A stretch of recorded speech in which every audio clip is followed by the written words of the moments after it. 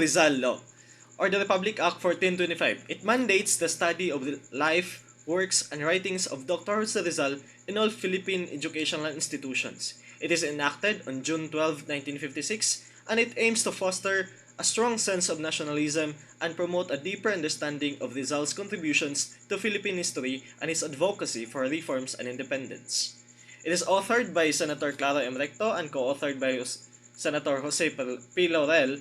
The law faced strong opposition from the Catholic Church due to the anti-clerical themes in his novels.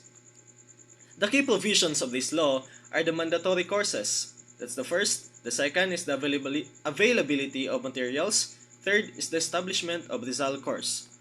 The law itself highlights the education's role in shaping the national consciousness and values, aiming to instill a sense of national pride and appreciation for the country's history and heroes.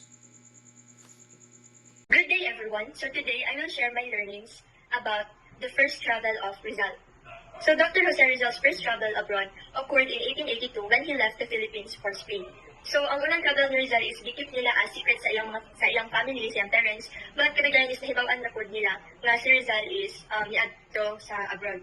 I also learned that Rizal's initial travel was driven by his aspirations to study in Madrid, where he engaged in various disciplines such as medicine, languages, philosophy, and painting. So dito sa abroad, nag-develop jud ayo ang ilang talent since daghan kaayo og opportunities dito. So during his first travel abroad, Dr. Jose Rizal faced various challenges. So usa na ani ang language and cultural barriers. So Rizal traveled through multiple countries facing language barriers and cultural differences that he had to navigate.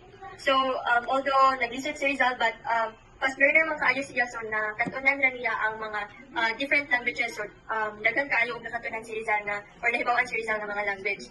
So also he faced political and social pressure. So Rizal also faced pressure due to his political views and activities criticizing the Spanish rule in the Philippines, which could have put him at risk. So delikado po kaayo to kay as we know, Rizal is grabe ya ang paninindigan to help our country para dili bitaw mga pusong nato ang Spanish na kanang garulan ang time. So pwede to like pwede siya disgrasyaan to or like maput danger iya ang life. So Rizal's first travel abroad was a pivotal period in his life that not only broadened his knowledge and skills but also deepened his commitment to fighting for the rights and welfare of the Filipino people. So katong pag-adto niya abroad, mas dito iyang gi-develop ang iyang knowledge, ang iyang skills. Isang asa dito wala gihapon siya nakalimot sa Philippines o kanang tabang gihapon sa mga lain-lain na maagi sige gihapon sa sulat, and wala gihapon dito like dili dito nag-end ang iyang pag-fight para sa mga rights sa Filipinos. So that's why we should honor yun ang ato ang mga heroes kay grabe ang ilaang mga gibuhat para sa ato. So that's all, thank you. Jose Rizal's second journey abroad began on February 3, 1888 and lasted until December 1891. This trip was pivotal for his growth as a reformer and a patriot. He left Manila for Hong Kong, then traveled to Japan, arriving in Yokohama on February 28. Rizal immersed himself in Japanese culture and formed a close relationship with Siko Usui, also known as Osei-san. From Japan, he journeyed to the United States, landing in San Francisco on April 28, 1888. Rizal explored cities like New York, Chicago, and Washington, D.C., observing American society. On May 24, 1888, Rizal arrived in Liverpool, England.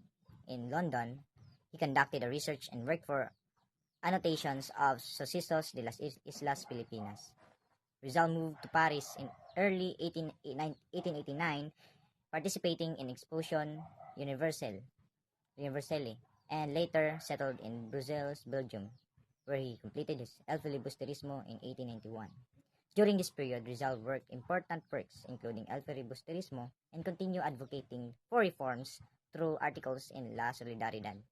Rizal returned to Manila via Hong Kong, arriving on June 28, 1892, marking the start of his active involvement in the Philippine Reform Movement. This journey was marked by significant literary and political activity, greatly contributing to the nationalist movement in the Philippines. During the times of Rizal, the sinister shadows of Spain decadence darkened Philippine skies. The Filipino people agonized beneath the yoke of Spanish misrule, for they were unfortunate victims of the evils of an unjust, bigoted, and deteriorating colonial power. Among these evils were as follows. First, the instability of colonial administration.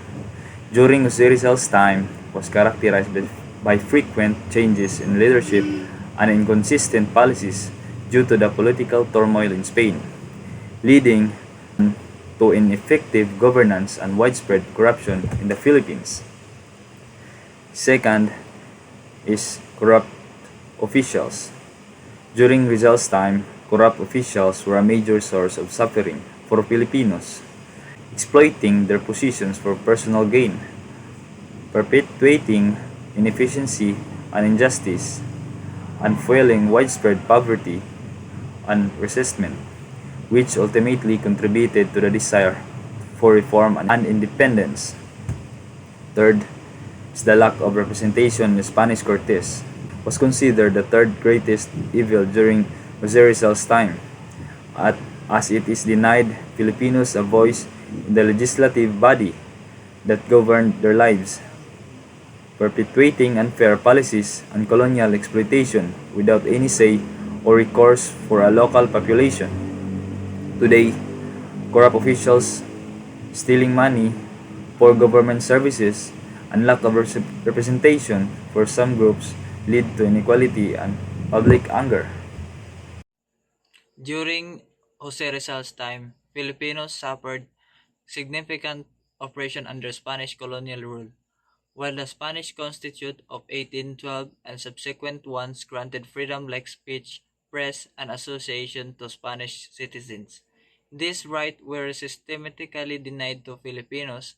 This double standard reinforced colonial dominance and highlight the Spaniards' perception of Filipinos as inferior. Equality before the law was non-existent for Filipinos. The Spanish Penal Code imposed harsher penalties on native Filipinos and mestizos while treating white complexioned Spanish more leniently for similar offense. This racial discrimination dehumanized Filipinos and perpetuated social and economic inequalities, cementing their subordinate status in the colonial hierarchy. These injustices fueled the reformist movement led by Jose Rizal. His writings No Limit Tangere and El Filibusterismo depicted the abuses and corruption of Spanish authorities, awakening nationalism and desire for equality among Filipinos. Rizal advocated for peaceful reform, emphasizing education and enlightenment.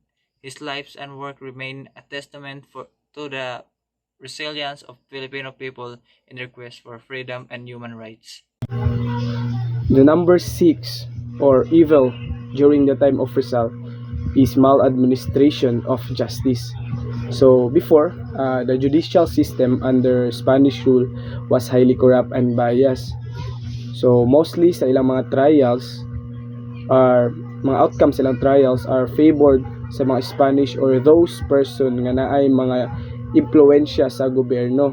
That's why ang mga Filipino disadvantage kayo sa ilaha para mudaog. That's why nagresulta ni siya na distrust and resentments towards the colonial authorities. And then the number 7 evil or problem during the time of Rizal is that forced labor. So ang Spanish colonial regime enforced a system called polo y servicio, which required Filipino men nga nag-edad og 16 to 60 to perform forced labor on public works. So kaning forced labor rather is magresult siya sa mga tao og physical exhaustion, of course kapoy kay ta, and then illness or even death. And then the men were given little to no pay, or which disrupted their ability to farm their own land and provide their families. So, and then the number 8 evil or problem during the time of Rizal is the racial discrimination. So, Filipinos face systemic racial discrimination under Spanish colonial rule. So before manggod ang mga Spanish is gilok nila ilang kaugalingon as a superior one. That's why baba kay ilang pagtanaw sa mga Filipino. That's why Filipinos were often denied access to higher education, prestigious jobs, and political rules. And then that's why this institutional racism affected all aspects of life, fostering a sense of inferiority among Filipino and driving their desire for equality and independence. That's why, as reflected in Jose Rizal writings and activism. Of Jose Rizal, the Philippines was under the Spanish colonial rule, and several oppressive systems were in place. The ninth evil among the 11 is the forced labor, or polo y servicio. Filipino males aged 16 to 60 were required to render forced labor, known as polo y servicio, for 40 days each year. This could include building infrastructures like roads, churches, and public buildings. The system was often brutal and disruptive to the lives of those conscripted. The 10th evil is the haciendas owned by the friars. Large agricultural estates or haciendas were owned and controlled by Spanish friars. These friars belonged to religious orders like the Dominicans, Augustinians, and Franciscans. They leased the land to Filipino tenants who had to pay rent and provide a portion of their crops. The system was exploitative and a significant source of discontent among Filipinos, as the friars wielded immense economic and political power. The 11th evil is the Guardia Civil. The Guardia Civil was a colonial police force established to maintain public order and enforce Spanish laws. They were known for their harsh methods and abuses, often targeting Filipinos who resisted colonial rule. The Guardia Civil's brutality was a common source of fear and resentment among the local population. Rizal's writings, particularly in his novels Noli Me Tangere and Il Filibusterismo, highlighted these abuses and injustices, galvanizing the Filipino nationalist movement among Spanish colonial rule. Today, I'm Angel Rosins and I'm going to talk about Rizal's exile in the Philippines. So it was year 1892 to 1896 and was a significant period in his life in the history of the Philippines. So during his 4-year exile, Rizal demonstrated his talents and dedication to his country. Rizal continued to practice medicine, particularly ophthalmology, treating local residents and even performing surgeries. He established school teaching local boys. He introduced improvements in agriculture and he also worked on infrastructure projects like water systems and street lighting.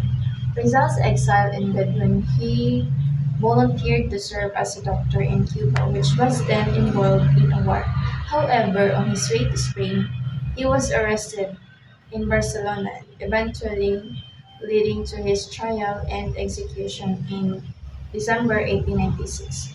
So his time in the Pitan is remembered as a testament to his resilience, intellect, and patriotism.